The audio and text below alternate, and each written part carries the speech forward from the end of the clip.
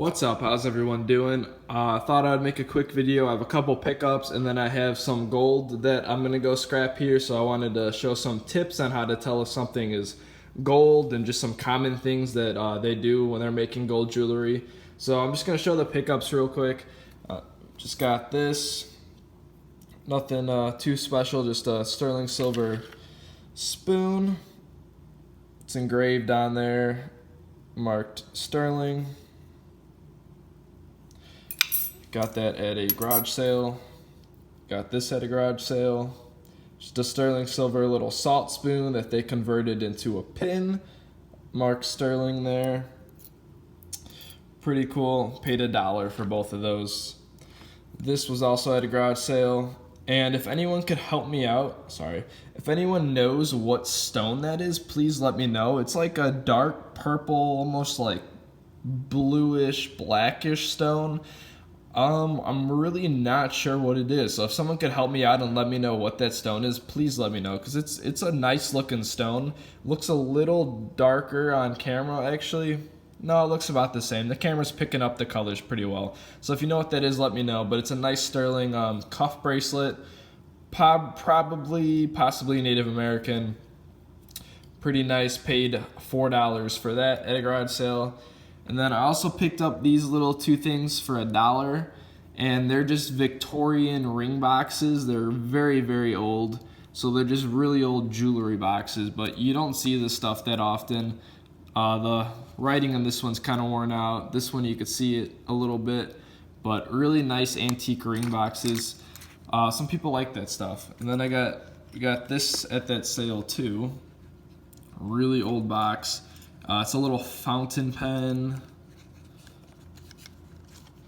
Let me see if I could get it out. Little fountain pen tip right here, and it's really nice. It's all signed, but I really liked it because it's in the original box. So the company that's on the nib right here is the same company that's on the box. So it's just really cool to get some nice antique boxes that haven't broken yet. It's really cool. You got to save history. And then the best piece I got, which is definitely not getting scrapped, we have a very nice 14 karat gold. I'll show the stamp. So a good tip right here, I've said this in my other videos, always look for the little loop. So whenever you're looking for gold chains or on gold chains, always look for a little circle oval loop that's attached to the ring clasp, and because that's where they're always going to be marked, and almost all gold chains have this little clasp on there. So this one says 585, which is 14 karat gold, as you can see. And then really nice actually. A whole bunch of diamonds on there. Whoops. Well, I can show you the back real quick. So the thing you always want to look out for, I have a diamond tester which I use, but a good tip to look for if you're looking for real diamonds, diamonds basically always have these little holes. They have open backings on them. So see how you could see the stone in the back, and you could, even on these little tiny ones, they still have an open back. So you always want to look for open backs on the back of stones, because it's called like a breathing hole, and they always do that on fine jewelry, especially diamonds. So even if you don't have a diamond tester, if you look at a nice necklace or something and it has open backing on there, it is probably diamonds. So really beautiful necklace. It's really cool. It's like kind of like articulated. Each diamond set in one of these little circles, so it kind of moves around. Really nice. Probably redstone, I think, is usually, I don't know, ruby or garnet or something. So really pretty necklace. So that was it for that stuff. Now I'm going to show you guys some gold stuff. I'm going to go, all this stuff I'm going today. This is all the stuff I got probably just this week. The last couple days I just picked all this up. And I'm going to go scrap it today. Going to go sell it to the refinery. Wanted to make a quick video. I'm going to show some tips. All this stuff is scrap. I never really scrap good stuff, but I'll just show you guys some stuff. Show you the hallmarks so you guys can see how the hallmarks are. So right here you got a nice 14 karat gold ring, 14K on the inside. These huge earrings right here. Sorry, the sun just went down if the lighting got a little worse. It'll probably be back in a second. Now I got these huge 14 karat gold earrings, okay? And what you want to always look for is this. This is called an omega backing, okay? Very common in 14 karat gold jewelry, so you want to look out for this backing. You also want to look to see if the stem, see the stem right here, how it's gold? If the stem is gold color and the earrings gold color, good chance, check it out, it might be gold. A lot of costume jewelry that's gold colored earrings will have a stainless steel stem in there, which is, it's a no-no. So always look out for a gold post and keep an eye out for this omega backing because it's very common. It's very common in gold jewelry. Also note, you guys can see a dent right here. That's why I'm scrapping them. Gold jewelry like this, you see how big this is? It's hollow. It's kind of lightweight. It's hollow. So because it's gold, it's expensive. They want to make it hollow, and gold's heavy, so making it hollow prevents it from being a big chunk on your ear and weighing your ear down. So with that being said, you can see a dent in there because gold's soft and it's hollow underneath. So if you ever see dented like hoop earrings or dented gold earrings, look at them because they're probably gold. Got a little 14 karat gold cufflink right here. And on these cufflinks, you want to look right here. It's marked in the center. If you guys could see that, it's marked on the little bar, really tiny. So it's not marked. It's not marked on these square parts. It's actually marked on this little bar. So that's a good little place to check. Got a whole bunch of rings. These ones, no stones. But these ones I want to show.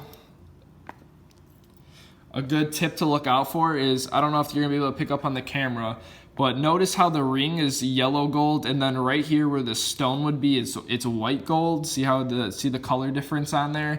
So that one's like that.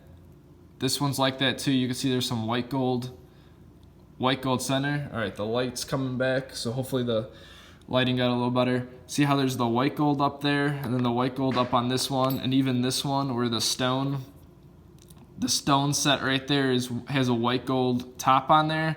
So they kind of do that to like enhance the color of the diamond that would have been in there. Not even the color, but just kind of makes the diamond look a little bigger and stuff. That's just kind of what they do. So keep an eye out for that. Keep an eye out for the white gold tops around the stone. So that's good. That one's just plain. This one, I'll just show you guys some of the hallmarks too, so you could see them. This one's 10K, so let me make sure I don't get mixed up. Those two were 10K, and then this little chain was 10 karat, and then everything else was 14. Plop those right there. Show you guys some of this. So this big bracelet right here, this thing's pretty heavy. I want you guys, it's broken obviously.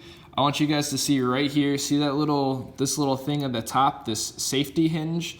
Now I said it in my other videos too, but very common on a lot of nice jewelry, bracelets, necklaces and stuff. They'll put this little safety hinge right here. So if you ever see this, and almost all the hinges are exactly the same. Sometimes they're double, there'll be one on this side and one on this side, but always have that safety hinge. So look out for this little hinge right there, very important. This one's just marked 14K turkey. And a few other pieces I'll show real quick. Just a little wedding band marked 14K. And here's a little chain. If you watched my other gold video, one of the tips I gave out was always look at really thin chains. Anytime you see a chain that's this tiny and this thin, it's usually gonna be gold because they're making it kind of cheap to conserve on the gold weight. But always look for really thin chains. And then the tip I just gave out earlier in this video is make sure to look for this little oval tag. And sure enough, this necklace has a nice little oval tag on it as well. Keep an eye out for that. This one I wanted to show, this one has a little different of a tag. This one kind of has like a long tag on it, and it's missing the clasp. But sure enough, just like the other one, the same style, it would have a tag on it and then a clasp on top of the tag that connects the two sides.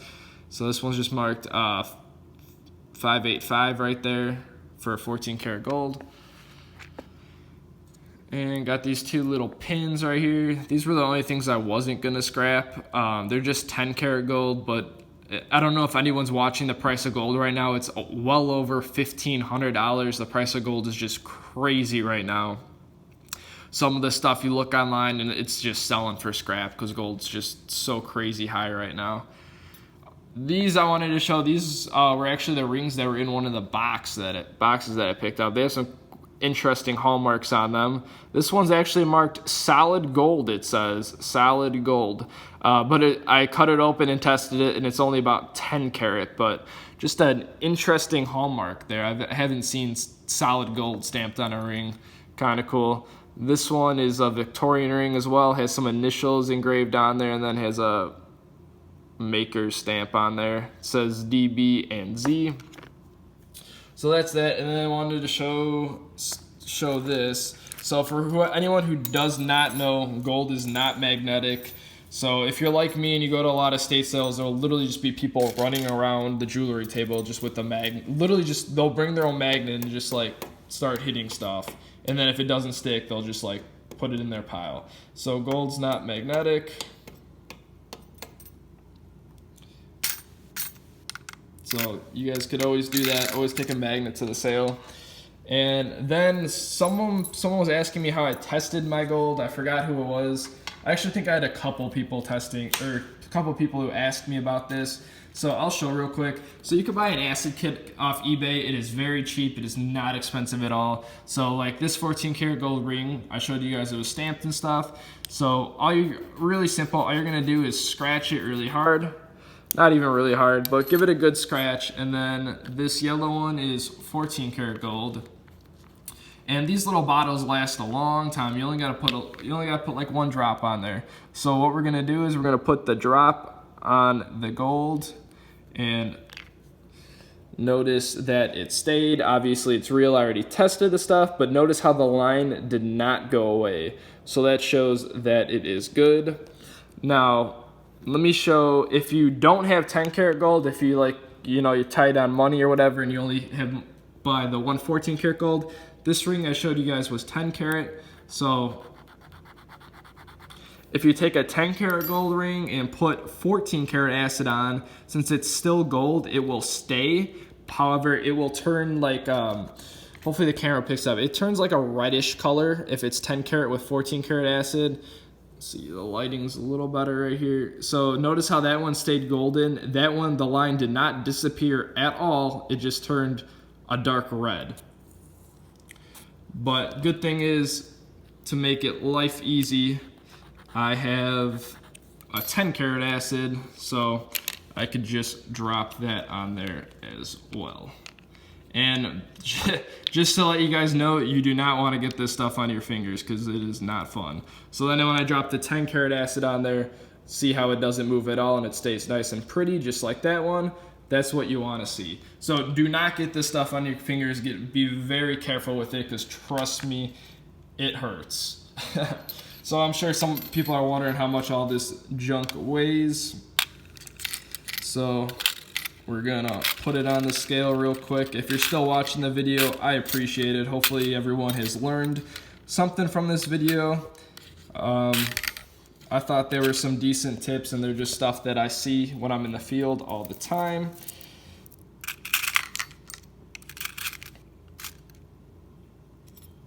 And one more second here. Sorry, I just don't want stuff falling, so I'm gonna be careful on putting it down.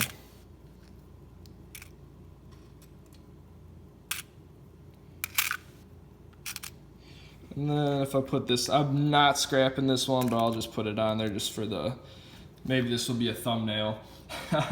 I hope so. So 71.82 grams. I think gold is like crazy high right now. Gold's even up to, I think 14 karat gold's $28 a gram, or a little over $28 a gram, which is absolutely insane. I love it.